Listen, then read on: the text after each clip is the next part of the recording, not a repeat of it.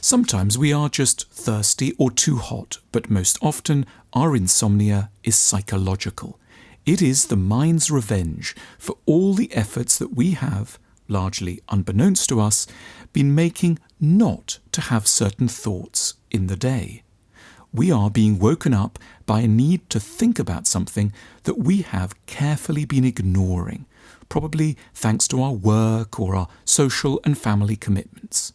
Having attempted to get our attention by more normal means in the clamour and busyness of the day, our deep minds are now trying to get us to have an appointment with certain insights and ideas in the quieter hours of the night.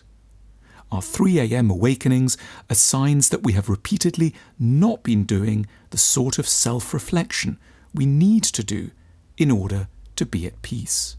We're not being lazy. We're not shunning our responsibilities out of willfulness.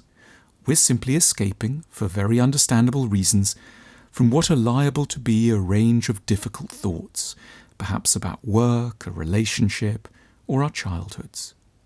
If we're to regain sleep, we should begin to visit, with greater tenderness and imagination than we allow ourselves in the day, some of the bolted and locked rooms of our minds. In a spirit of gentle curiosity, we might dare to raise certain sorts of inquiry. What am I truly, truly sad about at the moment?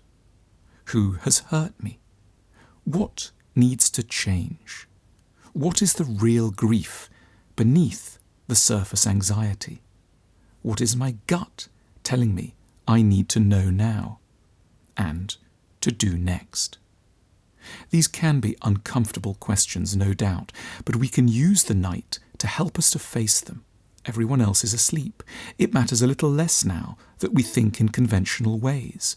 We can be a bit odd, fanciful, imaginative, and kind. We can go a little mad between 3 and 4 a.m. and no one needs to know.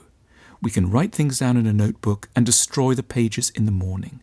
What counts is that we give ourselves the chance to understand our shy and pained deep psyches a little better.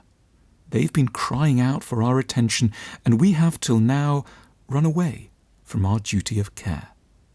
Our mind's ultimate responsibility is always to our growth and our self-understanding. They want us to sleep, of course.